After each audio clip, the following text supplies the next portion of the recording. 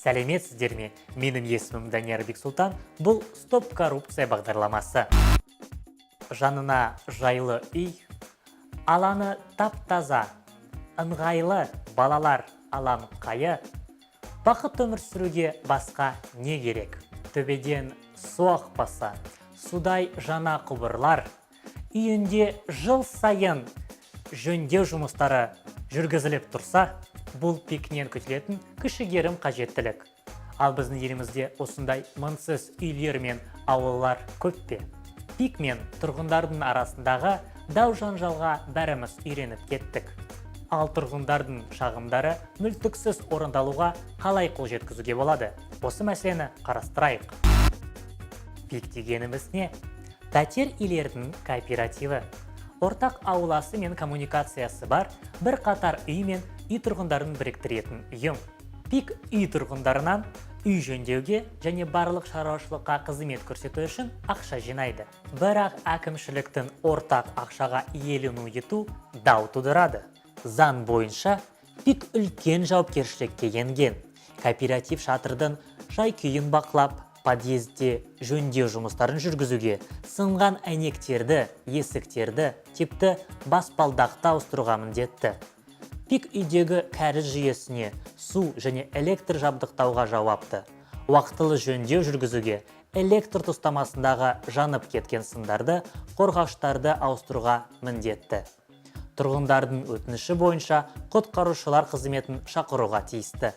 Үй аумағындағы тазалық сақтап, жолдарды қардан, мұздан тазарту осы бәрі пикінің міндеті.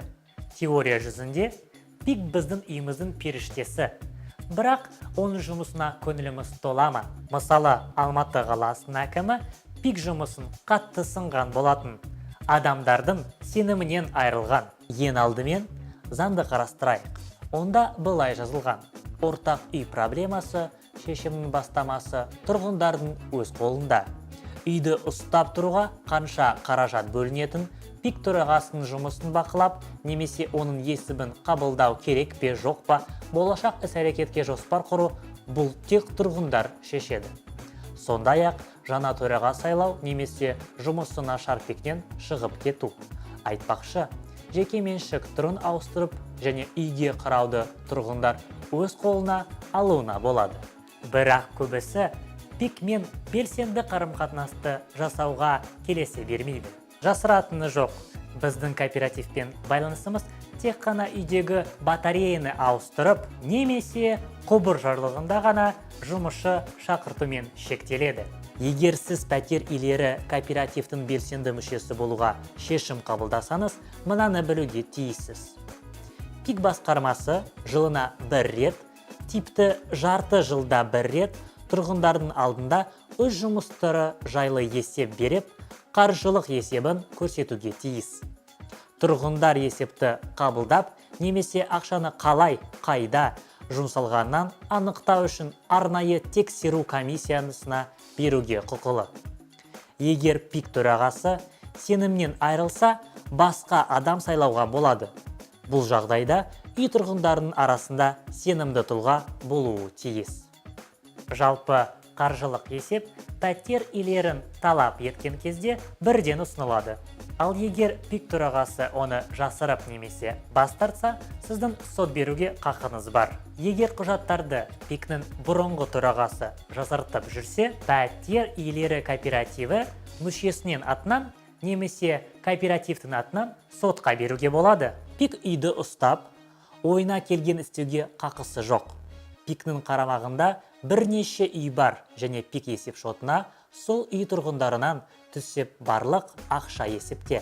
Ол қаражат кооперативтің қарамағында кіретін барлық ғимараттың қажеттілігіне жұмсалады. Кондоминиум тек бір үйдің аясында жұмыс істейді және ол заңды мәртебеге ие. Бұл жерде тұрғындардан жиналған барлық қаражат тек қана өз үйіне жұмсалады. Кондоминиум тұрғын коммуналдық қарым-қатынастың жаңартылған түрі деп есептеледі. Бұл тұрғыда тұрғындар шаруашылықты басқаруға үлкен жауапкершілікпен қарайды.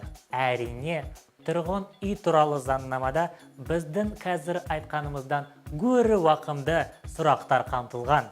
Дегенмен, азаматтар тарапынан қызығушылық пен бақылау болмаса, бірде-бір басқарудың түрі жұмыс істемейтін болады.